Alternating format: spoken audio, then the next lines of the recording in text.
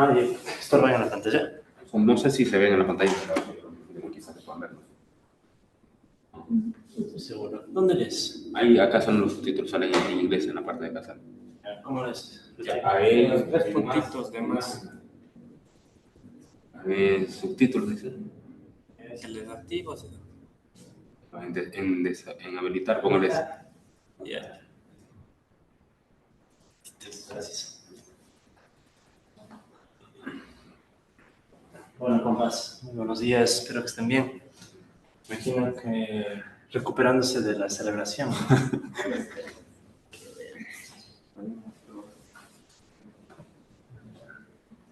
Listo. Bueno, compas, vamos a continuar. El plan del día es primeramente terminar de discutir este punto del modelo clásico marxista, esta cuestión de ya casi terminábamos. Luego abordamos ya otro tipo de modelos, ¿no? Pero primero cerremos un poco la discusión del cambio técnico en el modelo, con los modelos clásicos marxistas, ¿no? Recordarán ustedes la sesión anterior que hablamos un poco de no tanto ya, como quien dice, extender el modelo, ¿no? O sea, ya no estamos. El modelo ya se completó, ya lo cerramos. Más bien, lo que hemos estado intentando es sugerir un poco cómo podríamos extender el modelo, sin hacerlo necesariamente, si nosotros tomáramos en cuenta algunas ideas sobre el cambio tecnológico, ¿sí? En la sesión anterior, les recuerdo muy rápido, profundizamos en algunas intuiciones que podrían obtenerse a partir de los autores clásicos, un poco de Marx, etc. Y luego de eso ya entramos en materia y habíamos discutido un poco la existencia de algunos tipos de cambio técnico.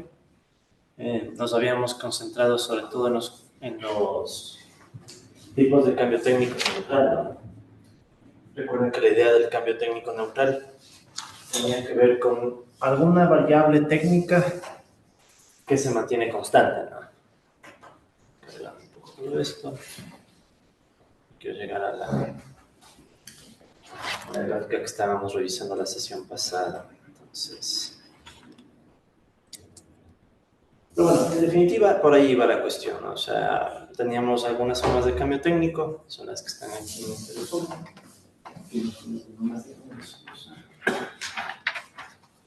Entonces, la idea del cambio técnico neutral, pues es uno, ¿no? Como hemos visto, son algunas formas de cambio técnico neutral.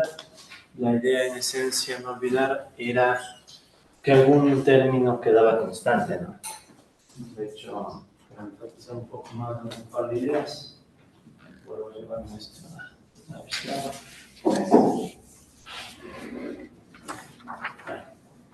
Entonces, para ir repasando un poco las intuiciones, ¿no? Cuando hablábamos del cambio técnico neutro, alguna variable queda constante, por ejemplo, en el caso del cambio técnico neutro a la Harrod, recuerden que la idea era que quedaba constante el coeficiente técnico del capital, ¿verdad? Recordando que teníamos algunas relaciones, ¿no? Teníamos la relación de la productividad, que era igual a cuánto se produce versus cuánto se emplea. El coeficiente técnico del trabajo, que en cambio era lo inverso, cuánto trabajo se emplea versus cuánto se produce. La intensidad del capital, que era cuánto capital se utiliza versus cuánto trabajo se emplea. Y también teníamos el coeficiente técnico del capital, que en cambio era cuánto capital se utiliza versus cuánto se produce, ¿no? Entonces teníamos esas variables de tipo de carácter técnico. Igualmente, ¿no? Vinculando un poco las variables, habíamos visto que había un vínculo, por ejemplo, ¿no? El coeficiente técnico del trabajo era la inversa de la productividad. Y con respecto al coeficiente técnico del capital, esto era básicamente igual a la intensidad de capital con respecto a la productividad. Todo esto para los dos sectores, ¿no? Igual uno, dos, para no estar poniendo cada rato los índices. Pero lo importante, ¿no? Teníamos estos coeficientes, estaban vinculados a la tecnología. Y entonces, dependiendo de cuál de estos términos asumimos constante, aparecía alguna forma de cambio técnico neutro, ¿no? O sea, decíamos, por recordarlos, ¿no? El cambio técnico neutro de la Harrod asumía que se quedaba constante el coeficiente técnico del capital. En cambio, el cambio técnico neutro a la Solow ¿Qué era lo que se quedaba constante? La productividad. Entonces, en cambio se quedaba fija la productividad. Y en el caso del cambio técnico neutro a la Higgs, ¿sí? En ese caso se quedaba constante la intensidad del capital. O sea, si quieren, en definitiva, mucho de esta discusión se resume en esa ecuación, ¿no? O sea, como que es dependiendo de qué se mantiene constante, tienen una forma u otra de cambio tecnológico. Entonces, repitamos, ¿no? Si el sigma K se queda constante, tenemos el cambio técnico neutro a la Harrod, ¿no? En esencia, se ahorra trabajo, aumenta la productividad, ¿sí? Aumenta la productividad, pero también aumenta la intensidad del capital. O sea, son más productivos, pero con más capital, y por tanto, eso provocaba que se quede constante el sigma K, pero la mayor productividad, de hecho, lo que se puede ver, ¿no? Si aumentamos la productividad, disminuye el coeficiente técnico del trabajo, se requieren menos trabajadores, etcétera, ¿no? En cambio, con el cambio técnico neutro de Solow, sería más bien la idea del ahorro del capital, ¿no? Entonces, este sería con el caso de Solow. Hay un cambio que está sucediendo. Es como decir, tengo los trabajadores con la misma productividad, pero requiriendo cada vez menos capital. Por eso es que en ese cambio técnico neutro, lo que sucedía era que más bien había una caída en la intensidad del capital, ¿no? Una caída acá en la intensidad del capital. Y en caso del cambio técnico neutro a la Higgs, ¿sí? ¿Qué sucedía? La intensidad del capital se mantiene constante, pero al mismo tiempo teníamos que subir la productividad, ¿verdad? Crece la productividad y también tenemos una... Bueno, sería algo así, ¿no? Si crece la productividad, pero queremos mantener constante la intensidad del capital, ¿no? Entonces eso necesariamente va a provocar que tengamos una caída en el coeficiente técnico del capital, menos capital por unidad producida. Sí, entonces esa era un poco la idea, ¿no? Que podíamos discutir diferentes formas de cambio tecnológico. Ya en la práctica puede que aparezcan combinadas, ¿no? No tiene por qué ser solamente de un tipo u otro. Esto es más conceptual. Es más o menos como para ordenar un poco la discusión y también para evaluar un poco cómo cada forma de cambio tecnológico afecta, por ejemplo, la tasa de ganancia. De eso también ya hablamos un poco la sesión anterior, ¿no? Entonces, además de este resumen, estábamos discutiendo un poco cuáles son los efectos sobre la tasa media de ganancia. Esta tasa media de ganancia otra vez me la voy a llevar. Recuerden que esta era la tasa de ganancia que nosotros planteamos antes de discutir la distribución. Y por eso es que aquí vuelve a aparecer el salario, que lo mantenemos ahora como variable exógena, ¿no? Ya sabemos que después se puede volver endógeno, el tema de los ciclos, distribución, etcétera, ¿no? Pero para una primera intuición de cómo se comportaba esto, habíamos asumido que el salario se mantenía constante y eso permitía que evaluemos las diferentes formas de cambio tecnológico con respecto a esta relación inversa, ¿no? Entre salario real y tasa media de ganancia, recordando que es la tasa en donde se igualan, ¿no? R1 y R2. Lo que habíamos visto es que aquí está la relación inversa que ya conocíamos. Y en general, todos los cambios tecnológicos de carácter neutro al final provocaban que con el mismo salario real se genere una mayor tasa de ganancia, ¿no? Ya dependiendo de cada forma de cambio técnico y también dependiendo del sector donde se dé, porque recuerden que estamos viendo esto desde un enfoque sectorial, ¿no? Pero la idea era esta. La idea era básicamente esta. ¿Sí? Entonces, si hay un cambio tecnológico neutro, ¿sí? Cambio tecnológico neutro, sea de cualquier tipo, sea a la Harrod, a la Higgs o a la Solow, al final, para un mismo salario real, teníamos una expansión de la tasa de ganancia. ¿Sí? ¿Se acuerdan que eso ya un poco lo vimos en los gráficos? Bueno, en el gráfico. Ya, estas derivadas me las voy a saltar para no complicar la historia, pero de todas formas, ¿no? Si quieren verlo un poco más riguroso, en el notebook también incluí cómo se vería eso con derivadas, ¿no? Y que pueden ver que están las derivadas con respecto, por ejemplo, a las productividades y las intensidades de capital, o las derivadas con respecto a el coeficiente técnico del capital, pero no hace falta ver eso, ¿ya? Entonces aquí estaba el gráfico. Sí, esto ya lo revisamos, no vamos a volverlo a ver. Más bien, lo que quiero ahora discutir es la otra forma de cambio técnico que habíamos dejado pendiente en la clase pasada, que es el cambio técnico, bueno, llamado así, ¿no? Sesgado a la Marx. El nombre, sinceramente, no me convence mucho porque, como sabrán, ¿no? O sea, todos estos autores dijeron más cosas de las que están aquí.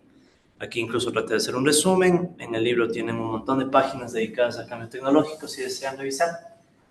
Más bien, solo quiero lo mismo, ¿no? Darles la idea central y entender por qué se les llama sesgado, ¿no? O sea, qué le vuelve particularmente sesgado y por qué no es también cambio técnico neutro.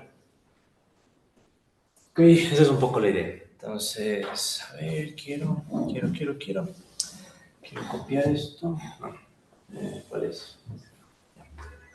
Quiero copiar, es este. Ya, vamos para abajo. Pegar. Ok, entonces esta es la variable que nos interesa. Podríamos estudiar cualquier otra, ¿no? Pero seguimos con la tasa de ganancia, puesto que es la variable que más visible, ¿no? Para entender un poco el cambio técnico. Es más, en todos los cambios técnicos neutros que hemos visto, como que hace sentido el por qué las empresas aplicarían el cambio técnico. La idea básica es que las empresas aplican estos cambios técnicos porque generan más rentabilidad, ¿no? O sea, si tú tienes un determinado salario, logras más rentabilidad con cualquiera de estos cambios tecnológicos. Entonces ese sería un poco el sentido, ¿no? Ahora queremos ver qué pasa con un tipo particular de cambio tecnológico. Sí, este que lo hemos llamado, o bueno, se le conoce en los libros como sesgado a la Marx. La idea básica de este cambio tecnológico es que aquí no se va a mantener constante ninguna variable, sino que más bien es como que decimos, ok, tenemos la intensidad de capital que crece a una determinada tasa, pero va a crecer a mayor ritmo que el crecimiento de la productividad. Sí, entonces esto mayor a cero, obviamente. Dependiendo del sector, ya saben que I indica el sector 1, sector 2, lo que sea. Entonces, entendamos un poco cuál es la implicación de esto, ¿no? De las ecuaciones que teníamos antes, sabíamos que el coeficiente técnico del capital era la intensidad del capital, aquí los subíndices, ya, sobre la productividad. Entonces, sigma K gorro, ¿verdad? Sería igual a K gorro menos Q gorro. Entonces, ¿qué es lo que pueden notar aquí?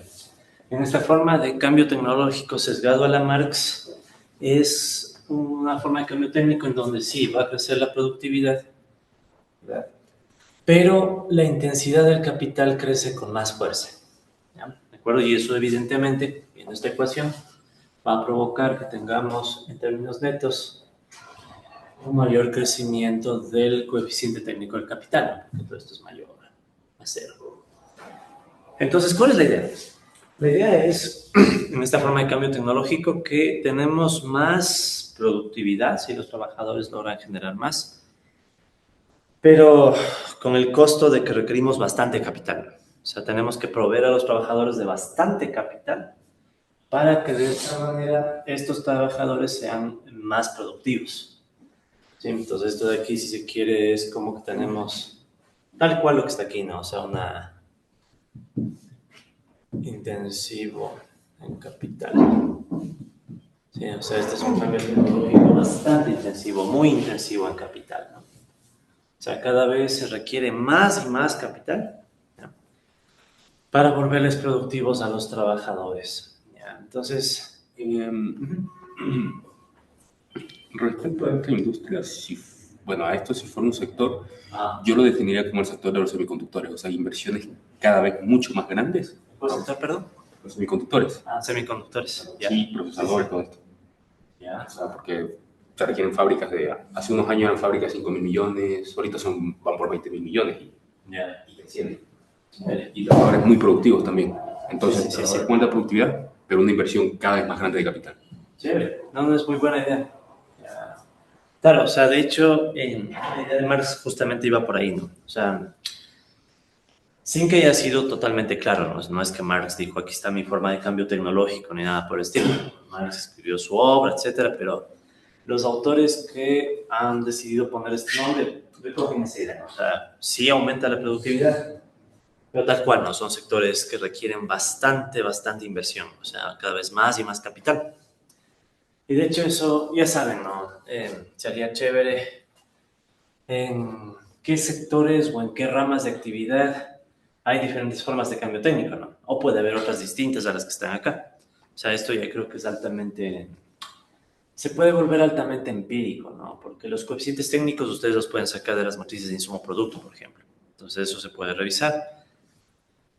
La parte complicada tal vez sea la intensidad del capital, ¿no? O sea, cómo mismo medimos el capital, encima más por sectores, ¿no? Pero bueno, el punto es entonces, compas, queremos ver qué sucede, ¿verdad?, en la tasa de ganancia. O sea, queremos ver qué sucede en esta ecuación si tenemos una situación donde la productividad crece, pero la intensidad del capital crece todavía con más fuerza, ¿no?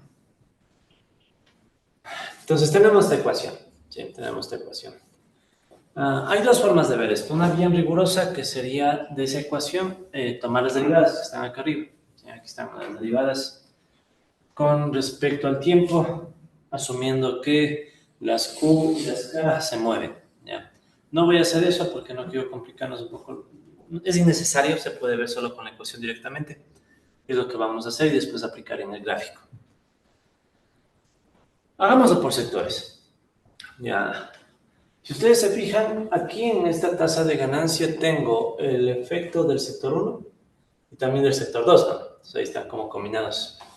Y lo mismo acá abajo, tengo la intensidad de capital del sector 1 y la intensidad de capital del sector 2. Sin todavía meterle mucho cerebro, solamente viendo la ecuación. Intuitivamente uno ya puede suponer algo. Si las intensidades de capital, que son estas que están en el denominador, crecen más fuerte que las productividades, intuitivamente, ¿qué esperaríamos? O sea, intuitivamente, como que el denominador puede estarle jalando la baja, ¿no? Sí, o sea, eso esperaríamos en principio, ¿no? O sea, no necesariamente es que va a suceder, pero en principio nos hace pensar eso, ¿no? Ya. Ahora, para reflexionarlo, visualizar esto un poco mejor, ¿sí? Toca tomar en cuenta también lo siguiente, ¿no? Las productividades que están acá arriba, ¿sí?, en cambio van a provocar una expansión. Entonces, como que hay dos fuerzas que se contraponen, ¿no? La intensidad del capital está jalándole la tasa de ganancia a la baja. O sea, más o menos podemos intuir, ¿no?, que si es que tuviéramos economía cada vez más intensiva en capital, o sea, sube el K1, sube el K2, necesariamente la tasa media de ganancia cae. O sea, esa sería como una imagen inmediata de esa ecuación, ¿no? No hay mucho a dónde discutir. Y la productividad, hay una que es clarísima, ¿no? O sea, por ejemplo, la productividad del sector 1. Si aumenta la productividad del sector 1, esto logra contrarrestar el efecto, ¿no? ¿Qué pasa en el caso de la productividad del sector 2? Sin hacer derivadas, eso, así más intuitivo. Pues, ¿qué es lo que vamos a hacer? Vamos a coger esa ecuación y voy a dividirle para este Q2 menos W, numerador y denominador. ¿Cómo nos queda si hacemos la división? Nos quedaría U1N, U2N, Q1, ¿verdad? Sobre U2N K1 más U1N K2W sobre Q2 menos W. O sea, mi intención es aislar Q2. ¿Sí? Si ven, o sea, estoy tratando de aislarle Q2 para poder ver mejor el efecto. Entonces, como decíamos, Q1 es inmediato, ¿no? Si Q1 crece, entonces la tasa de ganancia crece y como que podría contrarrestar el efecto de la caída de las tasas de ganancia, ¿no? En cambio, ¿qué pasa con Q2? Q2 está aquí. Si Q2 crece, toda esta división va a caer, ¿verdad? Si toda la división cae, todo el denominador es más pequeño. ¿Y entonces qué pasa con la tasa de ganancia? También crece. Sí la ven, o sea, tengo el denominador más, crece Q2, toda la división es más pequeña, como esto es más pequeño, en general todo esto se vuelve más grande. O sea, básicamente, ¿qué me está diciendo esto? Que las productividades en cualquiera de los dos sectores podrían contrarrestar el efecto de una mayor intensidad de capital. Entonces, sí notan esa contraposición, ¿no? O sea, por un lado tenemos, o sea, ¿quién está provocando una, entre comillas, tendencia a la caída de la tasa de ganancia? La intensidad de capital o la mecanización, tendencia a la caída de la tasa de ganancia. Entonces ya por ahí le pueden cachar un poco por qué se le llama sesgado a la Marx este tipo de cambio tecnológico. ¿Sí? Entonces adopta ese nombre porque si estamos en un mundo donde la intensidad de capital crece bastante, ¿sí? Sea en el sector 1 o en el sector 2, entonces cada vez una economía más intensiva en capital, ¿de acuerdo?, va a tender a provocar la caída de la tasa de ganancia, la tasa media. ¿Y cuál sería un factor contrarrestante? Factor contrarrestante, justamente la productividad, ¿no? La Q1 y la Q2. Si fuese Q1 o Q2, ese factor contrarrestante estaría en cambio evitando la caída de la tasa de ganancia.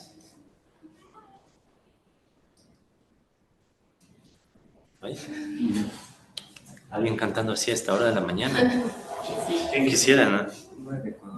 Mexicanas. Mexicanos. Están cerrando la puerta. Me da envidia tanta motivación. Buen día, John. ¿Cómo están? Estamos. Estamos. Sí, mucha alegría. Una consulta. Por favor. Factor contrarrestante el incremento de la productividad, Q1 y Q2. Bueno, me perdí un poquito ahí en cuanto, o sea, hablamos de la intensidad de capital como, o sea, siempre que la productividad, o sea, para obtener una productividad más alta, necesitamos mayor intensidad de capital. Es decir, por ejemplo, podríamos ponerlo como una mecanización, de pronto, para lograr este incremento de la productividad, pero al mismo tiempo la productividad incrementa porque contrarrestar esta intensidad de capital. Entonces, ese bucle ahí, más o menos, ¿cómo lo explicaría? Sí, no, chévere relación, claro. Claro, lo que pasa es que esto es un enfoque bastante estático, ¿no? O sea, nosotros aquí estamos hablando de, supongamos que siempre pasa que la productividad crece 2%, pero para ello necesitamos que la intensidad de capital suba 5%, digamos. Bien estático. Esto es un tanto distinto a lo que aprendimos nosotros en sesiones anteriores, por ejemplo, con el modelo de Goodwin, porque ahí nosotros teníamos más bien unas funciones, ¿no? Una función de mecanización, una función de progreso técnico y como que había una retroalimentación. Y justamente esa es una de las críticas a este enfoque. O sea, este enfoque o esta definición que tienen acá es demasiado estática, ¿no? O sea, todita esta interpretación que estamos haciéndole es desde un punto de vista bastante estático, porque aquí viene un poco la pregunta, y es la pregunta, de hecho, le traduzco a la pregunta de otra forma, ¿no? Básicamente, ¿por qué las empresas capitalistas aplicarían este tipo de cambio tecnológico?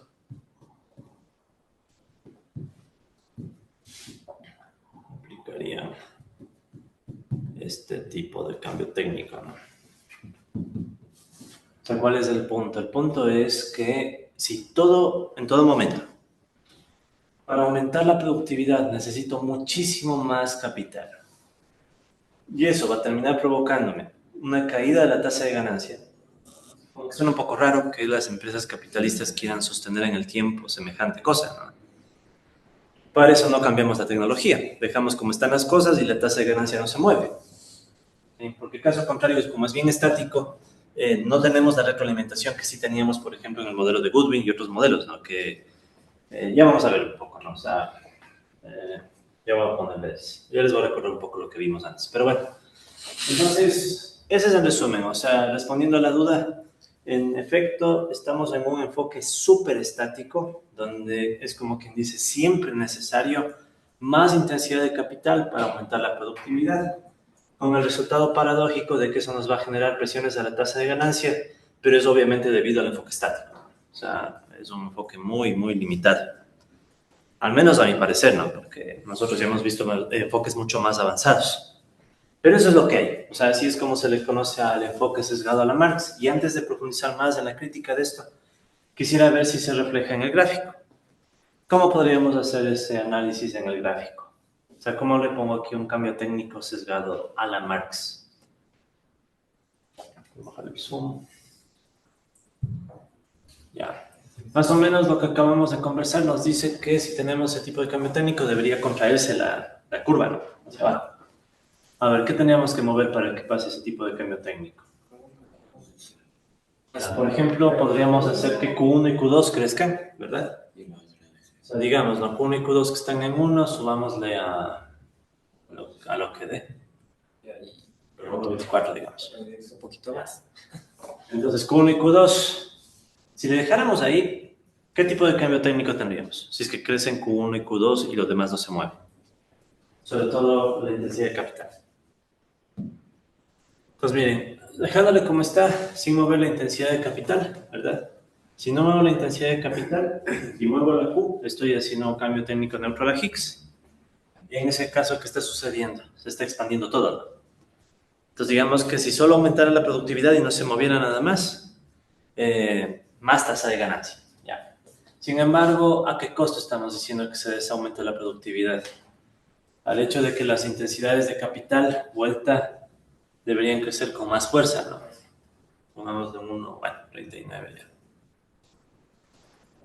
Entonces, miren lo que pasa en ese caso. ¿Qué sucedió con la relación entre tasa de ganancia y salario?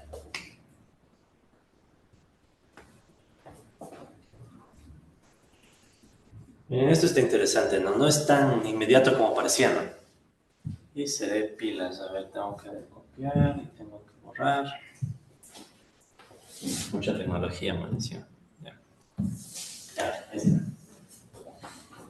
Ya, entonces este es un ejemplo. Como vieron, hicimos, ¿no? Lo que dice la teoría. Aumentamos la productividad de los sectores y aumentamos con más fuerza la intensidad del capital. No obstante, nos quedó esta gráfica. ¿Qué nos está diciendo esta gráfica? Esta es la tasa media, ¿no? Ganancia y este es el salario real.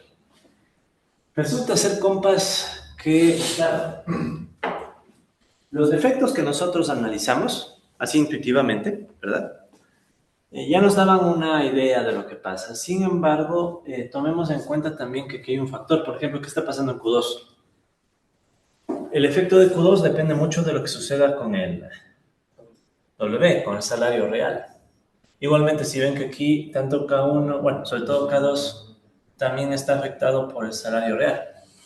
Y no es que el salario real tenga un efecto claro, porque si notan que el salario real está tanto en el numerador. O sea, ¿qué pasa con el salario real aquí? Bueno, de hecho, si sube el salario real, ¿qué debería provocar? En cualquiera de los dos casos.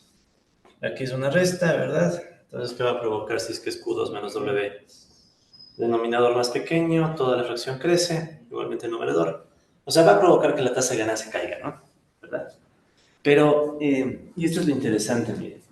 Dependiendo del nivel del salario real, ¿sí? Cosa que antes no lo revisamos, puede ser que este cambio tecnológico te genere efectos negativos, serían los que están viéndose de este lado, ¿no? O puede ser que te genere efectos positivos. O sea, tenemos toda esta región de acá, ¿verdad? En donde está cayendo la tasa media de ganancia. Y tenemos otra región en donde, en cambio, puede crecer la tasa media de ganancia. O sea, mucho depende de cómo influye el salario real en esta relación.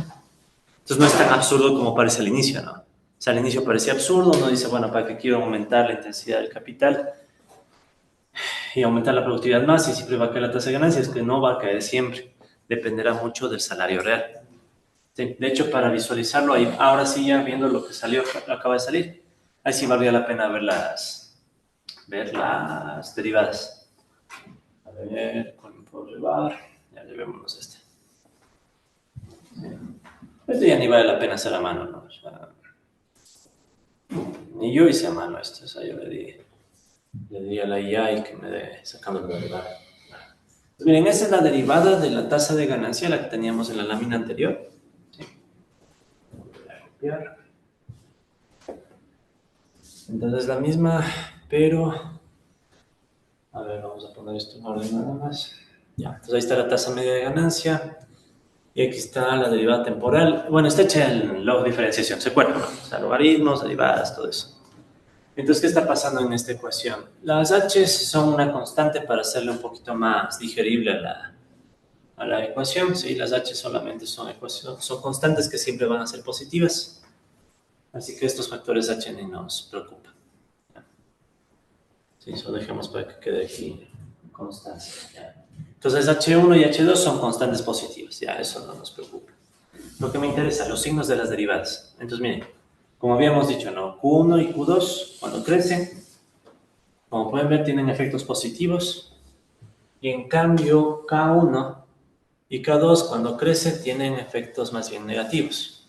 O sea, provocan caídas. Sin embargo, esos efectos, tanto los positivos como los negativos, aquí sí o sí están atravesados por cómo interviene e incluso cómo puede estar creciendo el salario real.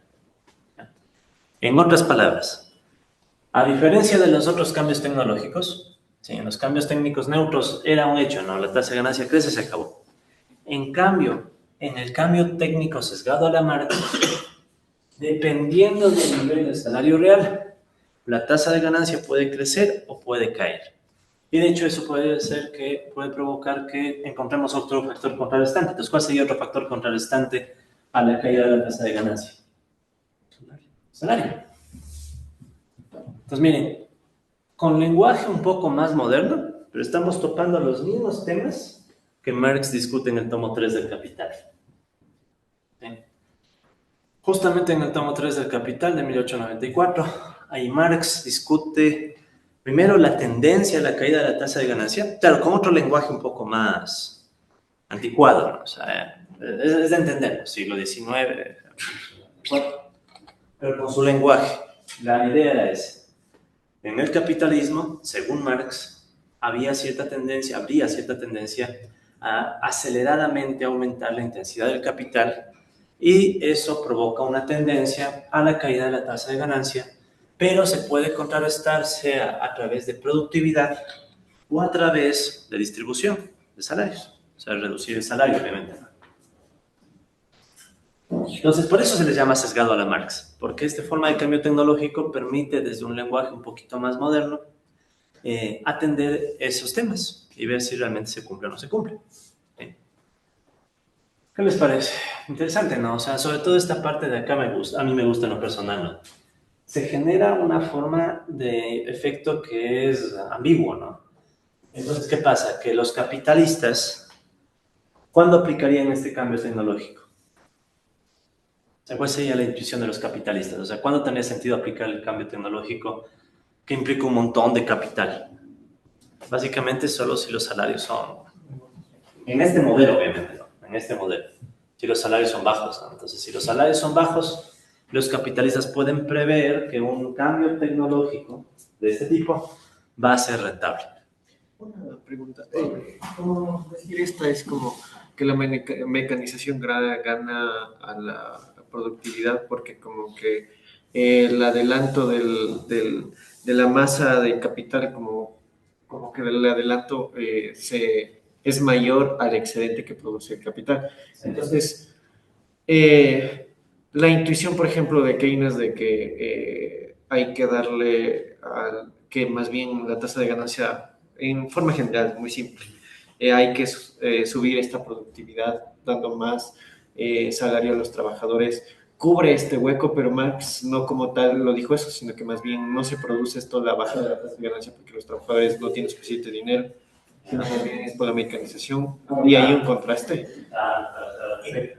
O sea, a ver. Este enfoque, dadas las estadísticas actuales con las que contamos de un estancamiento de los salarios reales a partir de la década de los 70 más o menos, o sea, estancamiento no absoluto, pero sí, ¿podría explicar por qué actualmente se cuenta con el capital suficiente para hacer esas inversiones gigantescas en centros de datos, inteligencia artificial, computación cuántica, fusión nuclear y demás. Esa es la idea.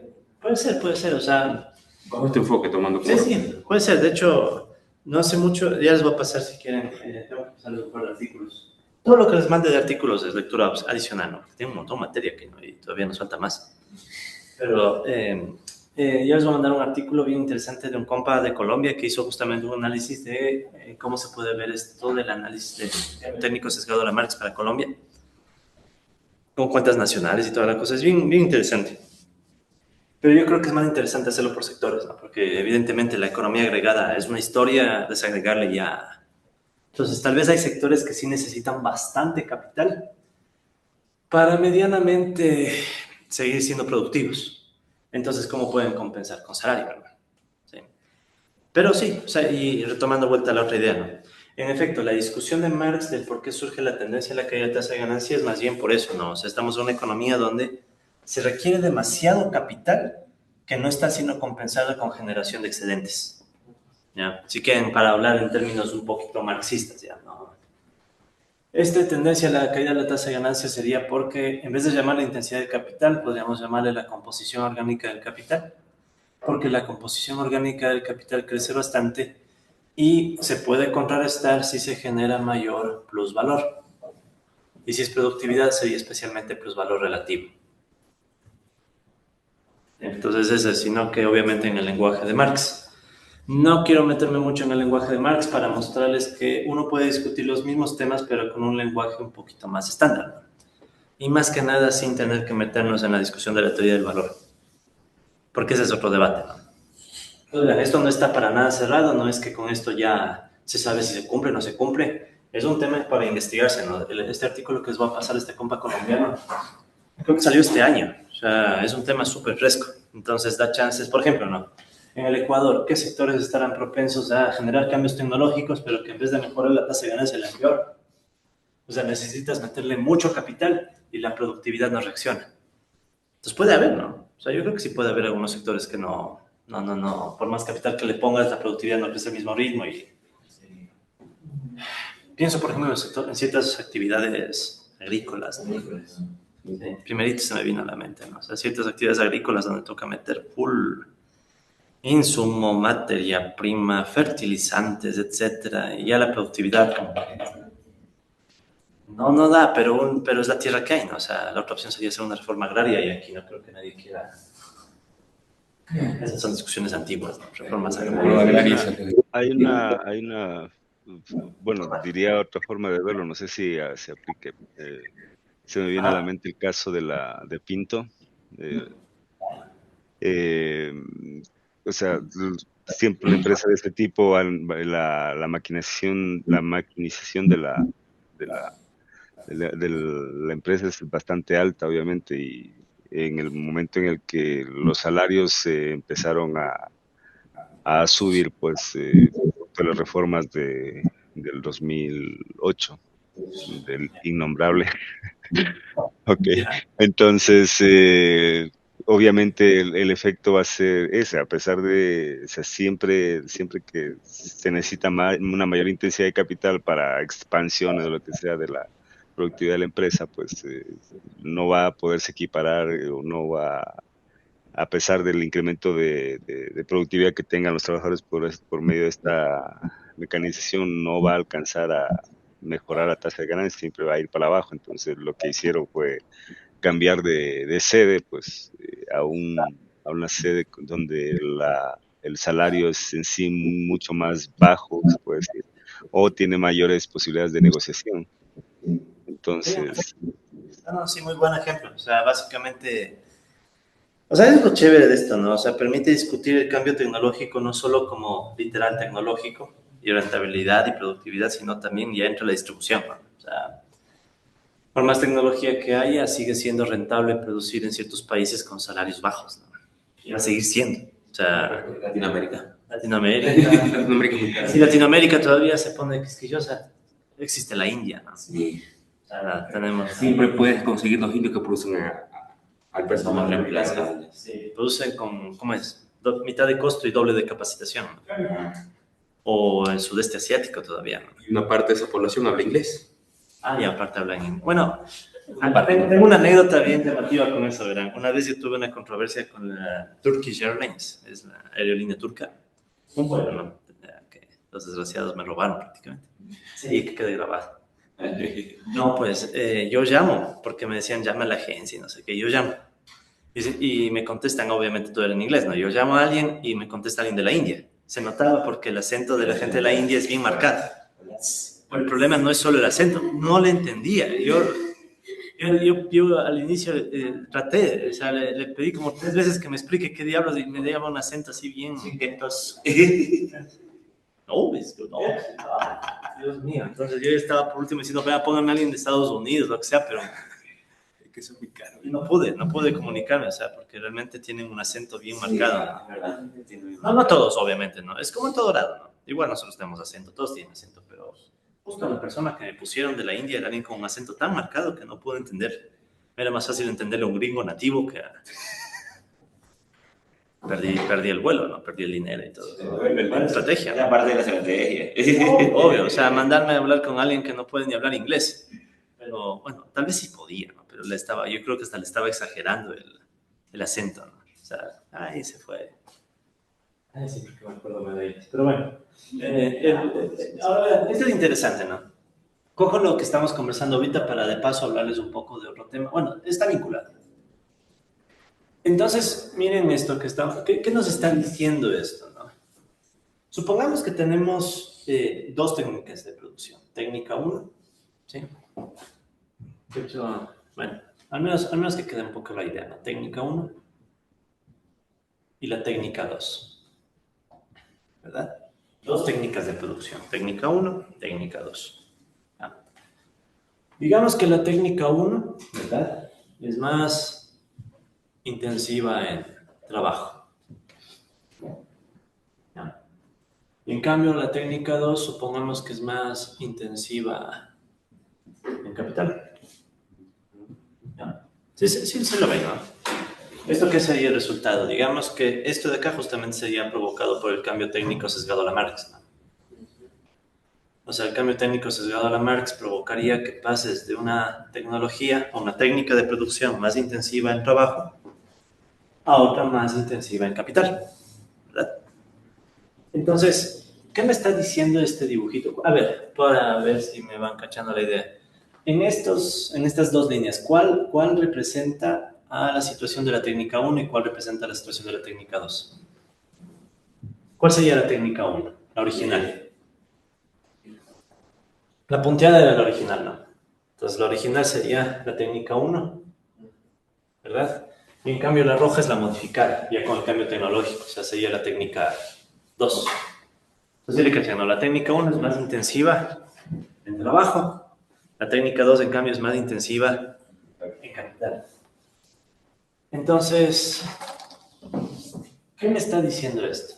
Dependiendo del salario, ¿verdad? Si el salario es bajo, ¿cuál técnica se va a preferir? Intensivo en trabajo. La que está intensiva en trabajo, ¿verdad? Si el salario es alto, Intensivo en capital. intensiva en capital, ¿no? Salario es alto, intensiva en capital. ¿No? Pero ahora la pregunta es, ¿y si es que estoy acá? ¿Qué pasa ahí? ¿Cuál técnica se prefiere? Indiferente, creo que. Hay diferencia, ¿no? O sea, resulta ser que hay un punto en donde la técnica 1 es indiferente a la técnica 2. Miren, esto es bien interesante, miren. Dependiendo del salario real, una técnica que requiere más capital no necesariamente es más atractiva que una que requiere más trabajo. Sí le cachan la implicación, ¿no? O sea, la implicación es, no siempre es tan evidente decidir. Puede haber puntos en donde surjan ambigüedades. O sea, puede haber puntos en donde uno es indiferente, puedo irme por cualquiera de las 2 técnicas. Eso es inviable en la teoría neoclásica. O sea, en la teoría neoclásica no es que tú dices me paso de una técnica a otra o indiferencia entre técnicas. No, pues eso no pasa. Y pueden pasar cosas más complicadas todavía, ¿verdad? De hecho, como les digo, este es un tema por explorar, ¿no? Esto sucedió haciendo los cambios en los dos sectores. Pero ¿qué pasa si solo cambia en un sector? Digamos, sector, ¿qué tocaría hacer? Volvamos al sector 2 a dejarle como estaba. Volver al sector 2. Quiero dejarle, bueno, lo más cercano a... Ya. A ver, si notan que está pasando cierta curvatura. No sé si cachan lo que yo quiero lograr aquí. A ver, ¿qué creen que quiero hacer? Vamos a bajar un poco más. Se me fue la mano. Pero sí le cachan que quiero hacer. Sí. Ahí casi no. Mucho. A ver, un poquito más, ¿no? Ya, disculparán, solo un segundo, ya. Debí haber dejado haciendo estos valores ayer, pero estaba viendo el partido de cierta selección, creo. Chuta, no me acuerdo. Ahí funcionó, casi. Un cambio. Tal vez acentuándole los acá. A ver, ¿qué estoy moviendo? Ya me perdí. A ver, quiero entonces subirlo un poco. Y creo que izquierda. Sí, excelente. Eso, ahí salió bien. ¿Qué está pasando ya? Casi como que diferente también. Ajá. A ver, ya. Entonces, esta es la parte, esta es la mejor parte, ¿no? O sea, y como les digo, es un tema por discutir, ya, pero ya le pueden de a poquito ir viendo está por pensar en el fútbol, la verdad. Como buen hombre no puedo hacer dos cosas a la vez, ya me acordé de la selección y ya me dio ira esto. Es que en serio, ya vas a perder, pierde, pero por lo menos con dignidad, ¿no? Sí, vieron el partido, Sí, claro, obviamente, ¿no? sí. Todo el partido vieron, no llegó un Todo el poco partido, hasta el final.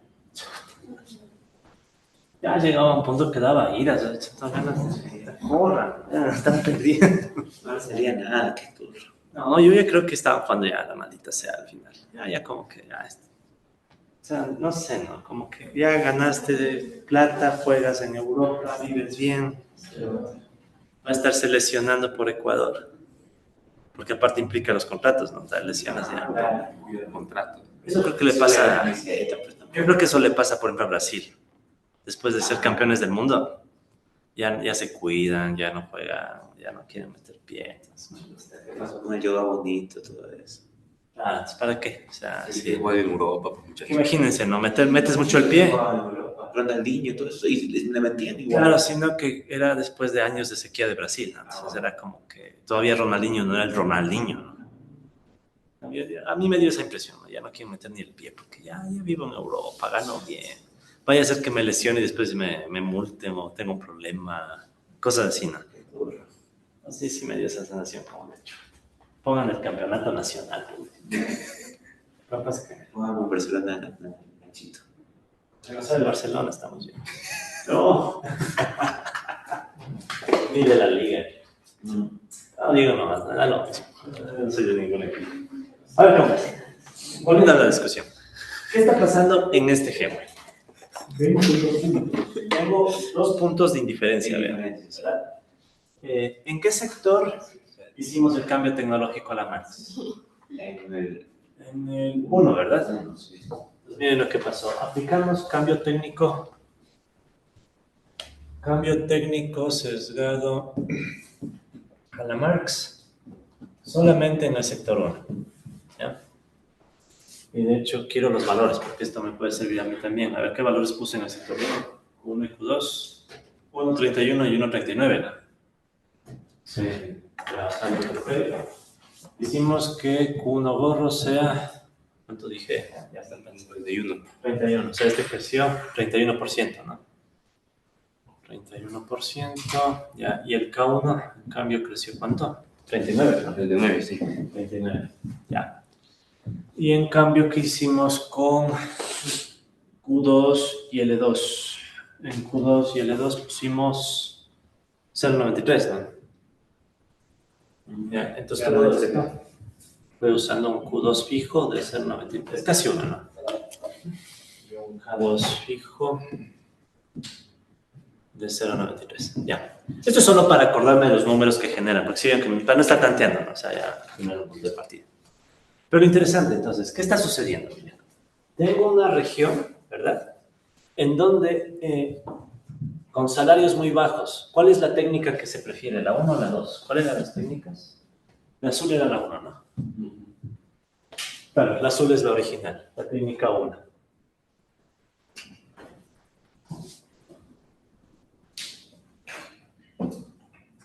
Y la roja es la técnica 2. Acá abajo. Acá. Ya. Entonces, ahora sí. Técnica 1, técnica 2. ¿Estarán de acuerdo que la técnica 2 es más intensiva en capital que la 1? Sí. Quise atinarle al 1, pero bueno. O sea, seguro casi le atino al 1, ¿no? Pero sí podemos decir que la técnica 2 como que es más intensiva en capital. Ya. Entonces, ¿qué pasa con niveles de salario muy bajos? ¿Cuál se prefiere, la técnica 1 o la técnica 2? En realidad sí, ¿no? Entonces, en los salarios muy bajos, la técnica 1, ¿verdad? Sería preferida a la técnica 2. Ya saben que los puntos de corte son indiferencia, ¿verdad? Luego, ¿qué pasa en esta otra región de salarios intermedios? ¿Cuál es la preferida? La 2, ¿no? La técnica 2 es preferida a la técnica 1. Y hasta ahí como que tendría sentido, ¿verdad? Porque la técnica 2, recuerden que era más intensiva en capital. Entonces, ¿cuál era el mensaje? Salarios más altos, ¿hacia dónde se van los capitalistas? Hacia técnicas que usan más capital. Pero ¿qué está pasando después? ¿Qué está pasando en esta otra región? Resulta que otra vez, ¿cuál es la preferida? Técnica 1 a técnica 2. O sea, está pasando que pese a que los salarios son súper altos en esta región, súper altos, ¿no? Pese a que los salarios son súper altos, es más preferible una técnica más intensiva en trabajo. ¿Suena raro? A ver. Sí, recuerden que la azul, repito, es intensiva en trabajo. La roja, en cambio, es intensiva en capital.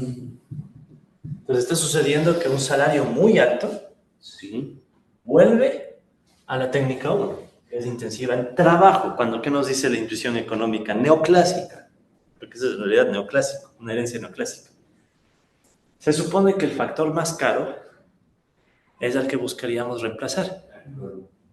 Pero resulta ser que hay una región en donde, pese a que el factor es más caro, igual nos vamos por una tecnología que es más intensiva en ese factor. ¿En qué caso se daría eso? No sé, o sea, tocaría pensarle, ¿no? Tocaría calcular las ecuaciones. Bajándole la regla de qué se daría eso, porque es muy curioso. ¿En qué caso podría pasar? Por especular nomás. Ya especulemos un poco. No sé. ¿Qué puede ser? Piénsale también. Ya. Estaba pensando en diversos sectores con altísima inversión de capital, pero también tienen pocos trabajadores. O sea, estaba pensando en muchos sectores con altísima inversión de capital, pero esos sectores tienen pocos trabajadores. Y claro, los trabajadores tienen que ser de un salario altísimo, ¿no? Claro. Por ejemplo, el sector aeronáutico, o sea, los ingenieros aeronáuticos, ¿no? Ya. Los físicos nucleares, toda esta gente. Ya. Son pocos trabajadores, pero son con salarios altos. Sino que tiene que ser siempre la misma técnica que estaba al inicio. Y que vuelva, ¿no? Claro. Este es el chiste. O sea, pero verán, no me atrevo a decir sectores porque no estoy seguro, o sea, no voy a mentir, no estoy seguro. Se podría hacer el análisis, como por eso mismo les decía que esto puede hacer en términos empíricos, ¿no? Entonces uno podría hacer y ver si en efecto sucede o no. Pero lo interesante que es que sucede, o sea, al menos en teoría ahí está el gráfico. ¿Ya? Entonces, justamente esto, sí, esto de acá, es algo que se conoce como reversión en técnicas de la producción. Reversión. En inglés se le conoce como el reswitching. La reversión o reswitching en técnicas de la producción. O sea, puede haber casos donde, dependiendo de la distribución del ingreso, regresas o te reviertes a técnicas que originalmente parecían que ya no eran viables. Esto lo decía Pierre Sraffa. No sé si recuerdan que hablamos de Sraffa alguna vez. Sí, creo que hablamos de Sraffa alguna vez, ¿no? Sí les mostré el libro, uno de los libros de él. Bueno, el único libro. Entonces, Sraffa tiene una discusión más profunda con más sectores. Claro, que hicimos solo con 2 sectores, ¿no? Sraffa tiene una discusión más profunda con más sectores en donde muestra justo eso, la posibilidad de que una tecnología que originalmente diríamos, ¿no? Si los trabajadores son muy caros, el salario es muy alto, no voy a volverme intensivo al trabajo. En términos matemáticos, ¿por qué está pasando eso? Porque la tasa de ganancia que obtuvimos no es lineal, ni en Q ni en W, es no lineal. Sí, se acuerdan que alguna vez les mencionaba que no, parece recta, pero no es recta, ¿no? Y esa es la clave. Al no ser lineal, pueden surgir esos efectos que dependen de cómo está compuesta la economía. ¿De acuerdo? Solamente se me ocurre una cosa. A ver, veamos. ¿Ya? Actualmente con inteligencia artificial podemos incluso producir, o sea, con capital, tecnología podemos producir obras de arte, salvando la distancia y la distribución de arte y todo eso, ¿no? Ok. De calidad bastante buena. Ya. En ese caso podríamos preferir trabajos a que personas sigan pintando, digamos, Ya. lo cual sería más intensivo en trabajo. Ok. Y si son obras de arte, pues valiosas, podrían ser trabajadores con altos salarios. Es lo único que se me ocurre, que salvando las distancias, y no quiero que me funden por considerar arte a lo producido por inteligencia artificial. Ya. Arte digital, no se verán. Por eso digo, no sé si encaja del todo, pero es como que lo que se me ocurre. Sí. O sea, pero bueno, lo que sí sé, compas, es que... La madera. La madera. ¿Cómo? A ver. Comienza, por ejemplo, la plantación. Ya. Intensivo al trabajo. Después pasa el tiempo y después solo es capital porque tienes que meter ahí. Y después vuelve a trabajo porque lo talas y todas esas cosas así. Podría ser, ¿no? Puede ser. Puede ser, verán. Como les digo, no tengo una respuesta empírica de esto, ¿no? Pero verán, más bien lo que yo dejo de lección de esto, compas, es más bien que tal vez sabemos menos de lo que creemos. O sea, yo al menos personalmente viendo eso, me quedo con la duda de, ¿será que incluso lo que aprendimos estaría bien? O sea, ese es el chiste de la crítica que haces, Rafa, y dirán, esta es la clave o la pieza inicial de algo que se llama la controversia de los Cambridge. Hubiera querido ponerles más, pero el tiempo no. De hecho, sí valía la pena que le echen un vistazo a esto de la controversia de los Cambridge, con más detalle, porque este es uno de los argumentos de esa controversia. ¿De qué se trató la controversia de los Cambridge? Eran los Cambridge de Massachusetts, en Estados Unidos, versus los de Cambridge, Inglaterra, ¿no? Los de Inglaterra. Ya saben que el Estado no importa, ¿no? Aquí siempre son entre gringos e ingleses. Entonces, en el Cambridge gringo está el MIT, está Harvard, etcétera. En cambio, en Inglaterra está obviamente la Universidad de Cambridge. Entonces, ¿qué pasa? Por si acaso, recuerden que en la Universidad de Cambridge estaba Keynes, ¿no?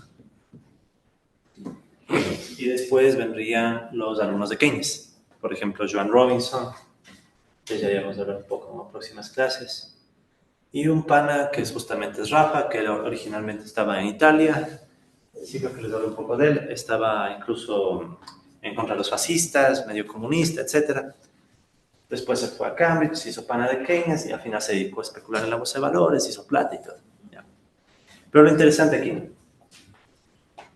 la gente del Cambridge, Estados Unidos, digamos que son las personas justamente que nos dicen que si un factor es más caro, siempre esperarías sea más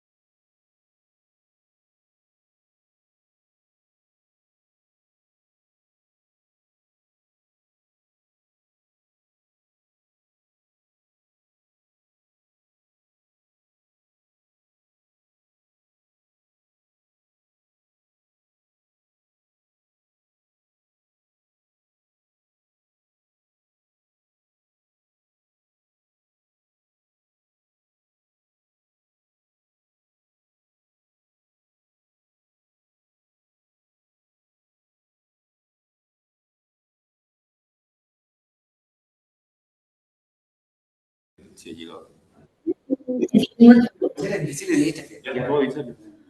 ¿Me escuchan tal vez? Sí, John. Sí, está. Perfectamente, profesor. Listo, muy amables. Mil disculpas, aquí tuvimos un temita de internet, pero creo que ya se normalizó. Listo.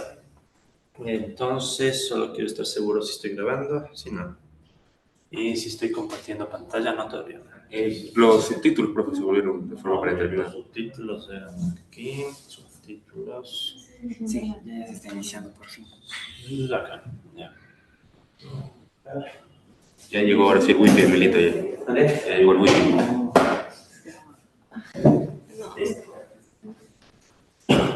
Bueno, compas, especialmente compas virtuales y quienes siguen el video, no se perdieron de nada importante, así que más bien continuamos. Entonces, para ir cerrando un poco la idea, como les decía, acabamos de ver un ejemplo en donde sucedió esto que se suele conocer como reversión de las técnicas. Lo que dijimos, ¿no? El salario real, al inicio como que sigue la lógica, ¿no? Un salario real bajo, te lleva a escoger una técnica intensiva en trabajo, el salario crece, pasas a una técnica intensiva en capital, pero vuelve a crecer y resulta que terminamos con la paradoja de que, pese a tener salarios muy altos, volvemos a tener una técnica intensiva en trabajo.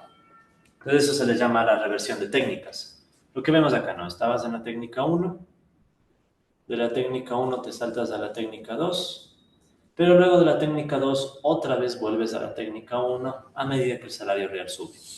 Cosa que no es admisible en la teoría no clásica. En la teoría no clásica se supone que hay una relación monótona en donde a medida que sube el salario real siempre deberíamos esperar que suba la intensidad de capital. ¿No? Entonces, como les mencionaba, esto fue mencionado, o sea, esto no es nuevo, en realidad ya lo discutió este señor Piero Sraffa en su librito de 1960, Producción de mercancías por medio de mercancías. Y a la vez forma parte de algo más grande que es los debates o la controversia de los Cambridge, que también se conoce como la controversia de la teoría del capital. Una controversia que se dio sobre todo entre los años 50, 60, 70, ¿no? Aunque bueno, hay autores que dicen que hasta el día de hoy hay esas controversias ya en versiones más modernas. Pero la esencia de esto es básicamente que esta idea, ¿no? De que si sube el salario de ley hay que ser más intensivos en capital, está bien asociada al enfoque más neoclásico al estilo de la escuela de Cambridge, Massachusetts, ¿no? El MIT, Harvard, etc. ¿Ya? Y aquí estaban, por ejemplo, Robert Solow, ¿se acuerdan del modelo de Solow? Y también estaba Paul Samuelson. ¿Sí? Paul Samuelson, que es uno de los padres de la micro, de hecho. Entonces ellos, del lado, digamos, del Cambridge norteamericano, plantean la teoría, la que conocemos hasta el día de hoy, la que encuentran incluso en los libros de micro de pregrado. ¿Sí? Y por el otro lado, en cambio, estaba el Cambridge inglés. Estaba primero, obviamente, Keynes. Keynes no estuvo en este debate, ¿no? Keynes estaba en cosas más interesantes, ¿no? Discutiendo Bretton Woods y esas vainas, ¿no? Pero, de todas formas, los alumnos de Keynes, especialmente Joan Robinson, y también, como les digo, Piero Sraffa, que más que alumno fue pana de Keynes, estaba en Italia y todo, pero bueno, se fue a Cambridge. Ellos, en cambio, planteaban las críticas, especialmente el primerito Joan Robinson, diciendo que no tiene sentido el concepto de capital, no se puede ni medir. Y después de Sraffa sale con esto. Miren, el tema aquí es jodido porque si la intensidad de la técnica que usas depende del salario, ¿qué más va a depender del salario? Un montón de cosas, incluso la forma en la que mides el capital. O sea, todita la concepción que tenemos de los factores del capital, todo se rompe por ese tipo de no linearidades. ¿Sí? Y para cerrar esta idea, luego de que Sraffa habla de esto, y especialmente la reversión de técnicas y otros problemas más, Paul Samuelson se mandó un artículo que se llama Summing Up, no me acuerdo el año, si le pueden buscar por ahí por Google, a sumar, 70 y algo, no creo si es 72 o algo así. El caso es que en ese artículo, que también si desean les puedo compartir, es un artículo pequeñito, pero es bien interesante porque ahí Samuelson más bien reconoce que lo que planteaba Sraffa sucede en verdad, o sea, al menos en la teoría, ¿no? Dice, ¿sabes qué? Esta es una posibilidad teóricamente real. El cuento neoclásico de que más salarios implica más intensidad de capital no es universalmente válido. Sin embargo, Samuelson después también dice, sí, es verdad, pero aún está en dudas qué tan importante es en términos empíricos. Sí, o sea, a veces el argumento es que en términos empíricos no se ve, es una rareza, ¿no?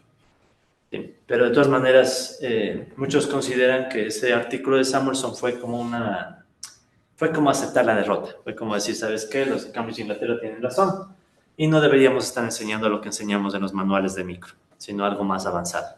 Por eso es que cuando ustedes ven el libro de Mascolel de entrada da un enfoque sectorial, de entrada. O sea, es muy distinto a los libros de micro de pregrado. O sea, cuando ustedes estudian el libro de Mascolel, que de entrada tienen varios bienes y siempre es un enfoque sectorial, de hecho, si se quiere. O sea, es un enfoque de varias dimensiones. ¿Cuál es el contraste con el micro de pregrado? Sobre todo el micro bien básico y la macro bien básica. Todo agregado, ¿no?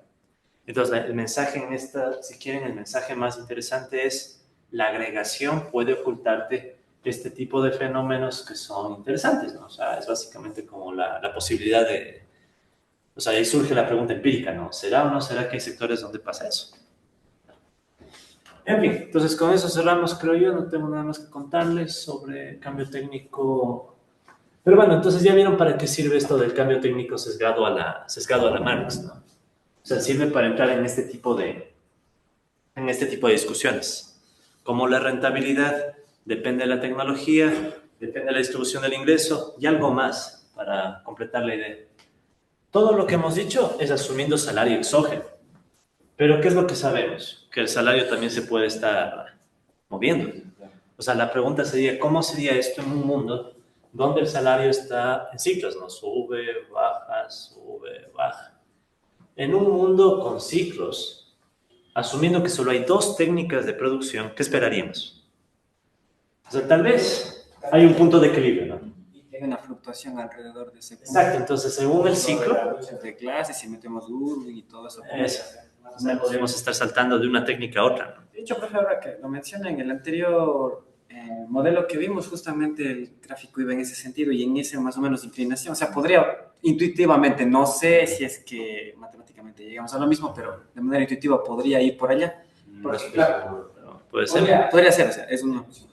Sí, pero bueno, no se preocupen tanto en la minucia matemática porque hay que hacerlo. O sea, ya. Habría que ver. Más bien quiero que le capten el mensaje. O sea, ¿cuál es el mensaje? ¿Se acuerdan que teníamos un modelo de ciclos? El modelo de ciclos fluctuaba alrededor de una tasa media. De hecho, había una tasa de equilibrio. La ecuación de Cambridge. ¿Qué me decía la ecuación de Cambridge? La tasa... Era la tasa natural sobre la tasa de ahorro de los capitalistas. Ese sería el punto de equilibrio, ¿verdad? Sin embargo, ¿qué sabemos del modelo de Goodwin y el modelo ampliado que vimos acá? Que ese punto es solo un centro gravitatorio y la economía se mueve alrededor.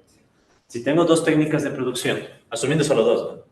Pues podríamos tener una economía que, dependiendo del ciclo, unas épocas está en un tipo de técnica y otras épocas está en otro tipo de técnica.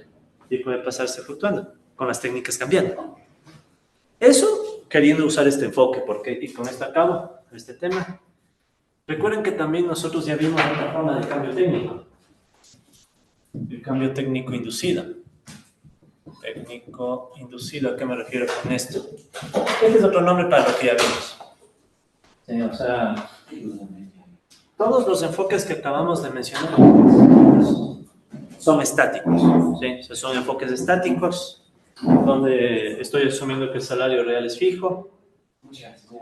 Pero les recuerdo que también vimos los enfoques más dinámicos. ¿A qué me refiero? Nosotros ya vimos en el modelo de Goodwin, por ejemplo, ampliado, que podíamos asumir que existe una función, primero, de progreso técnico. O sea, en un esquema ya más dinámico, ¿no? Una función de progreso técnico en donde el crecimiento de la productividad de un sector puede ser una función que dependa de la intensidad de capital de ese sector. ¿Se acuerdan? Ya vimos un poco eso, ¿no? O sea, si tengo un sector que tiene, o tengo una economía que tiene más intensidad en capital, se podría esperar que sea más productiva. Esto, de hecho, lo decía Calder. Sí, un poquito de eso hablamos en clase. Entonces, la idea sería que tú podrías pensar que en cada sector una mayor intensidad de capital puede inducir más productividad. Eso por un lado. Por otro lado, ¿qué más tenemos? También teníamos la función de mecanización. La función de mecanización, ¿qué significaría? Tú podrías tener una función de mecanización por sector. Ejemplo, ¿no? Digamos que en el sector, o bueno, en cualquier sector, ¿ya?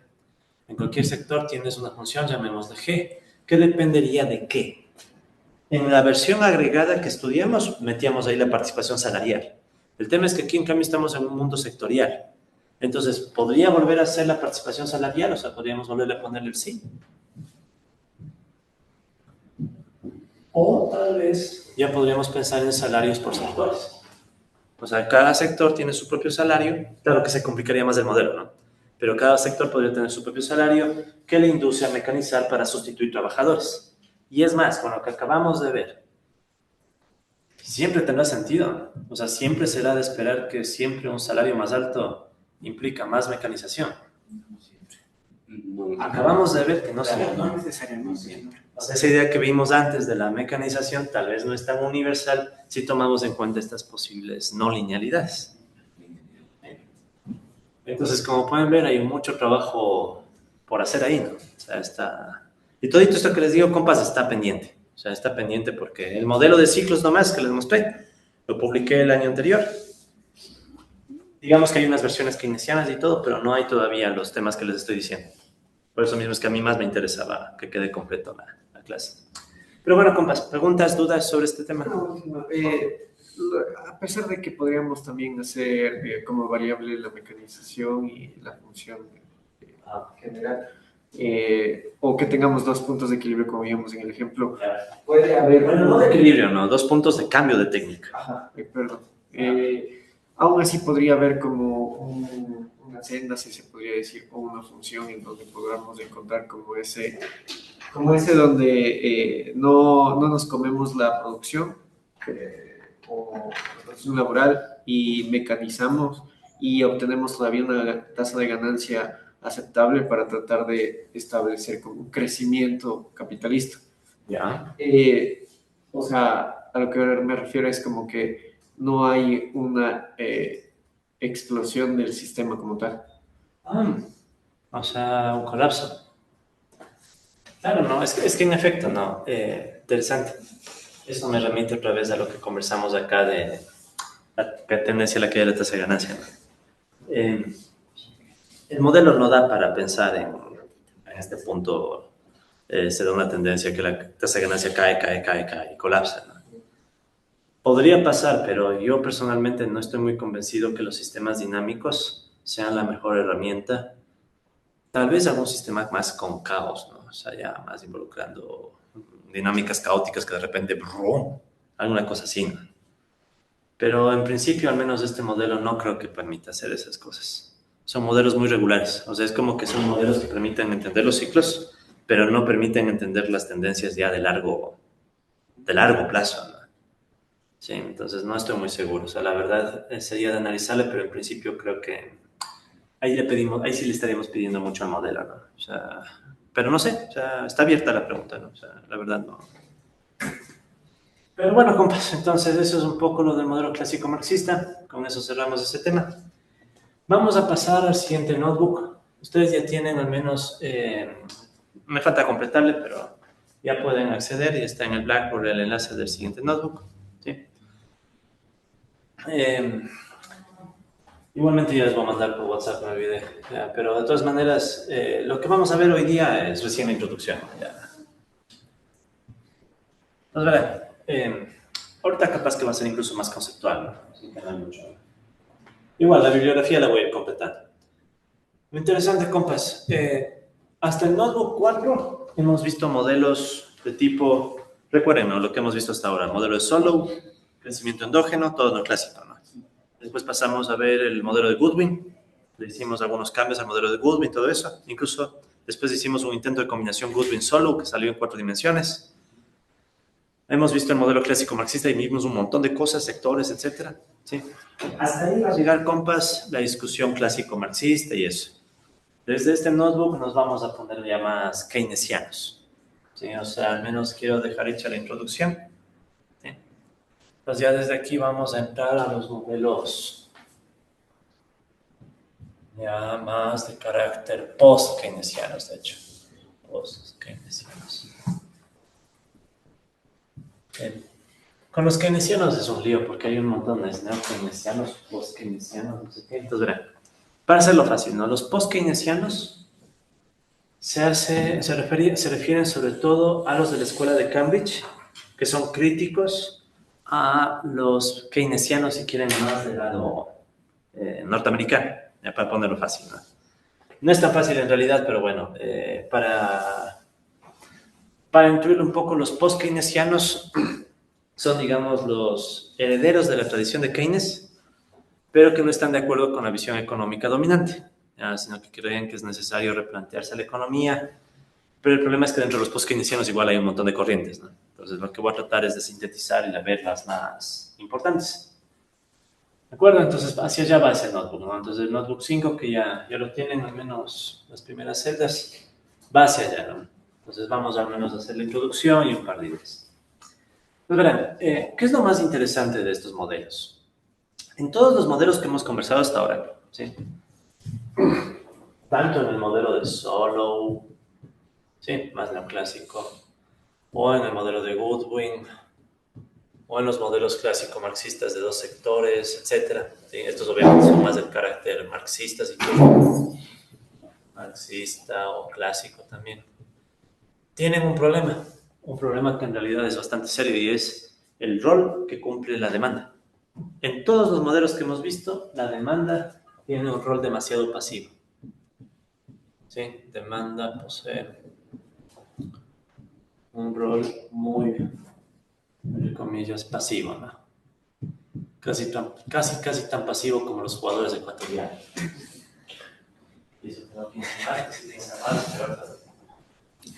El caso es que nos fijamos en todos los modelos, pasivamente hemos asumido ahorro igual a inversión y se acabó, ¿no? O sea, los capitalistas incluso ahorran, deciden cuánto de ese ahorro se vuelve máquinas, capital, lo que sea.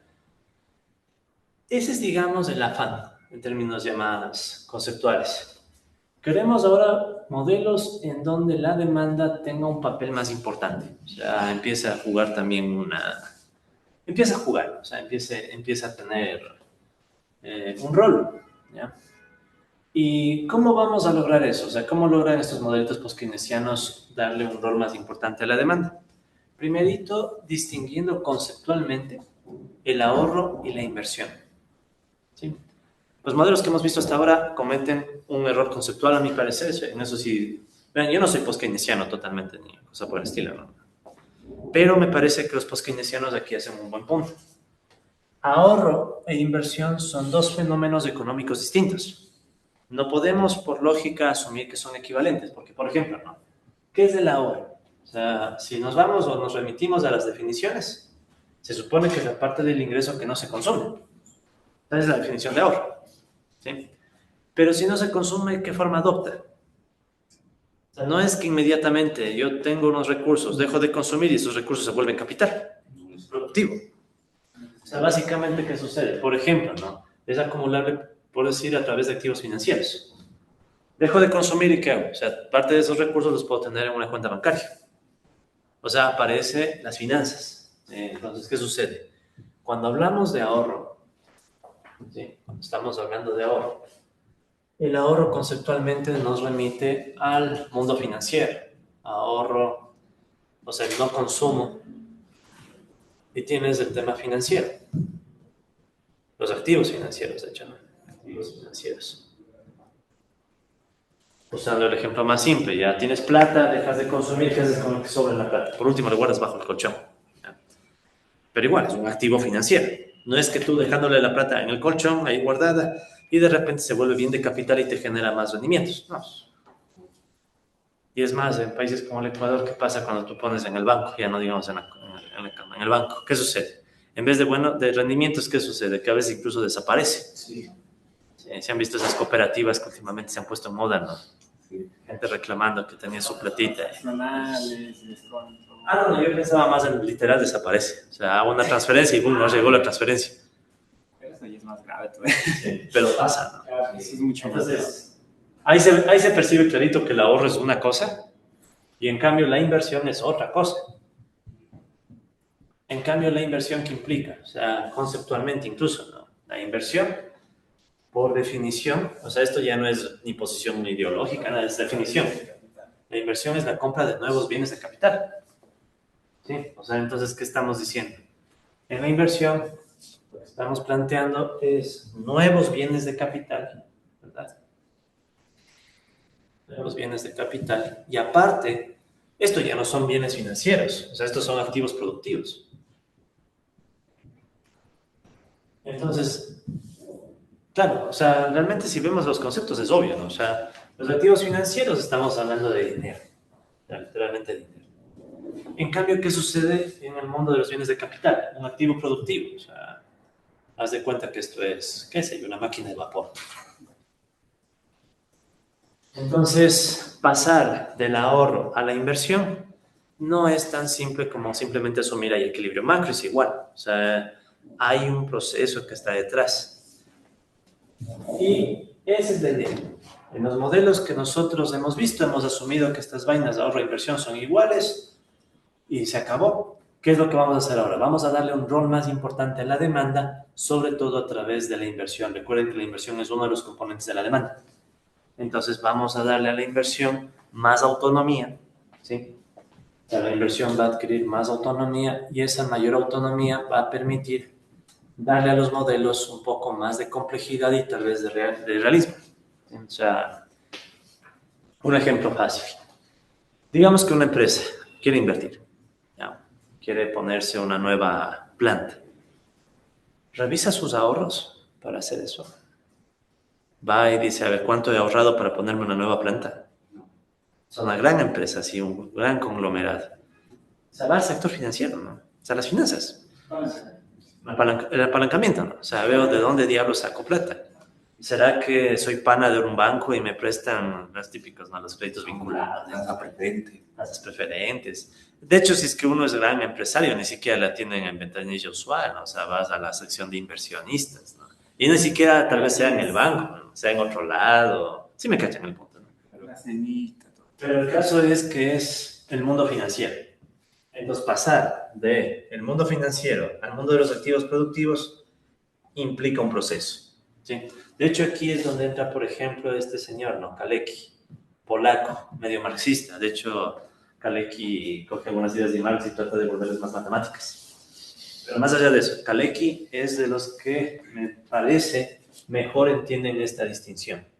Kalecki incluso dice que aquí hay un tiempo, o sea, no es tan fácil, o sea, entre tu decisión de ahorrar, incluso entre tu decisión de invertir y la inversión real toma tiempo. Quiero ponerme una nueva planta, ¿qué necesito? Que se creen los bienes, producir, instalar, etc. Entonces, sí notan que por dónde un poco va la historia, ¿no? La historia es discutir más el tema de la inversión, el tema de cómo la inversión afecta a la demanda y darle más autonomía, que ya no sea algo que mecánicamente dependa del ahorro, ¿sí? Entonces, por ahí más o menos va la cuestión, ¿sí? No me gusta mucho, pero si quieren, ¿no? Podemos decir que los modelos que hemos visto hasta ahora, los de acá, cumplen o asumen que se cumple la ley de Say. ¿Qué significa eso de la ley de Say? Toda oferta tiene su demanda. Toda oferta crea su propia demanda. Entonces, bajo ese argumento, no nos preocupamos del problema de la demanda. O sea, simplemente asumimos siempre, si hay oferta de ahorro, ¿verdad? Hay demanda de crédito, se cruzan, se igualan y se acabó, ¿no? A pesar de que igual como siempre, ¿no? Say, el original, dijo más cosas, ¿no? Más complicado, pero bueno, ya. Entonces, ¿cuál es el punto, compas? El punto es que ahora vamos a dejar de asumir la ley de Say un poquito, así vamos a ir soltando la ley de Say y vamos a ver qué pasa con los modelos, ¿no? ¿Ok? Más que nada, ¿no? Piensen en esto. Si tengo esto del ahorro y la inversión, puede pasar que parte del ahorro, ¿verdad? Parte de tus recursos, no todos lleguen a la inversión. Una parte puede ir a la inversión, pero otra no. Entonces, digamos que de estos P's, 2 para la inversión, pero también puedes tener desvíos. Desvíos que tal vez nunca llegan a la inversión. Este es un ejemplo interesante, ¿no? Asumes una economía cerrada, ahorro igual a inversión. ¿Ya? Pero ¿qué tal si un trabajador coge su ahorro y lo guarda bajo el colchón? Puede pasar. Ya, no es que puede, pasa, o sea, literal pasa. ¿Y cómo ese dinero bajo el colchón debería transformarse en inversión? Y es interesante, ¿verdad? De los primeros en discutir estas vainas está justamente otra vez Marx. Los post-keynesianos tienen mucho elemento marxista. Marx, en el tomo 1 del Capital, cuando discute el tema del dinero, tiene un concepto que se llama el atesoramiento, que es bastante obvio, o sea, pero bueno, nada. Básicamente Marx dice, en el flujo de la economía del dinero, hay puntos en donde simplemente de ese flujo puede salir y no volver. O sea, básicamente es como decir que tal si yo cojo un montón de dinero, mira de ahorros, y los pongo bajo tierra. ¿Cuándo eso se va a volver inversión? ¿Por dónde? Entonces, más o menos esa es la discusión, ¿no? O sea, y de hecho, como les digo, Marx tiene cosas así. Y Marx, de hecho, también tiene algunas discusiones sobre la demanda. Y no solo Marx, ¿no? También otros autores, incluso, por ejemplo, Malthus. Sí, o sea, algunos han discutido el tema de la demanda, no solo Marx, ¿no? Sin embargo, los modelos marxistas están en proceso. O sea, digamos que recién están apareciendo modelos marxistas que están tratando de coger la demanda. Sí, los que más han desarrollado la demanda, hay que ser honestos, son los herederos de Keynes, ¿no? O sea, realmente quien se metió a discutir esto en serio, es Keynes. Entonces, Keynes, en la teoría general de la ocupación, el interés y el dinero de 1936, es donde realmente se mete con el tema de la demanda. Y ustedes ya conocen un poco la historia, ¿no? O sea, estábamos en plena... todas las desgracias posteriores a la Gran Depresión, un mundo que parecía que empezaba otra vez a entrar en guerra. Entonces Keynes tenía la expectativa de promover una visión del mundo distinta, ¿no? De hecho, en el prólogo, en la introducción de la teoría general, Keynes dice, voy a presentarles una teoría más general que la teoría que aprendimos, donde el equilibrio es un caso particular. Entonces Keynes se manda toda su obra, y lo más jodido es que Keynes escribe su obra casi sin matemáticas. Todita la teoría general es casi solo redacción así en prosa, cosa que hasta ahora se pelea la gente para saber qué mismo quiso decir Keynes. Es más o menos como Marx, ¿no? O sea, qué mismo quiso decir Keynes. Entonces lo que vamos a hacer, compas, la próxima clase, empezamos a meternos con modelos keynesianos, no tanto Keynes original, aunque sí vamos a hablar de Keynes especialmente en el tema de la paradoja del ahorro, y después ya nos metemos directo en los modelos. Entonces vamos a empezar con el modelo de Harrod. O sea, ya nos ponemos más keynesianos. Listo, compas, preguntas, dudas. No, de Marx hay esa discusión. Cierto, y perdón, sí, solo una cosa. En el tema de demanda, Marx tiene un concepto que es el de la sobreproducción, ¿no? Ese es un concepto clave. O sea, Marx tenía claro que en el capitalismo hay ciertas tendencias de producir de más y no hay equilibrio en los mercados, ¿no? O sea, Marx sí criticaba la idea de Say, ¿no? Eso era específicamente como que la relación de ahorro-inversión que los neoclásicos desde el ahorro determina la inversión. Esa queda en Goodwin incluso y solo. Y si Marx tiene todavía esa idea, porque no sé si el Marx viejo ya intervino en decir, en realidad hay una relación inversa o incluso doble. Sí, no, o sea, Marx ni siquiera diría que el tan viejo, ¿no? Ya tenía un poco la noción. El problema es que fue bastante que Marx saque el tomo 1. Marx no quería publicar ni el tomo 1. O sea, él estaba diciendo, no, falta arreglar esto, cosa que la editorial un día le dice, oye, ya publica, tenemos que ganar algo de plata. Entonces, ¿qué pasa? En el tomo 1 Marx no profundiza mucho la sobreproducción. Es como que Marx está pensando en un mundo... Es como que Marx quería mostrar que incluso en un mundo de equilibrio surge el ejército de reserva. Y eso es bueno, y con eso acabo, compas, disculpen. Noten esto, ¿no? Pese a que estos modelos no metieron demanda, recuerden que el modelo de Ludwig tiene desempleo. O sea, se puede explicar el desempleo sin meter problemas de demanda. ¿Sí? Entonces, ¿qué va a pasar? Que en cambio en Keynes, obviamente también hay desempleo, pero en cambio va a estar más atado a ¿qué cosa? Desempleo atado a demanda. Entonces ya pueden cachar un poco los debates que hay entre keynesianos y marxistas. ¿Qué te va a decir un keynesiano? No, si tienes problemas de desempleo, bueno, podemos fomentar la demanda agregada, el Estado puede intervenir y aumentar, etc. ¿Qué te va a decir un marxista? Estamos condenados a estar desempleados mientras haya capitalismo, ¿no? Bueno, ahí quedamos, compas. Entonces, no sé si hay preguntas, dudas.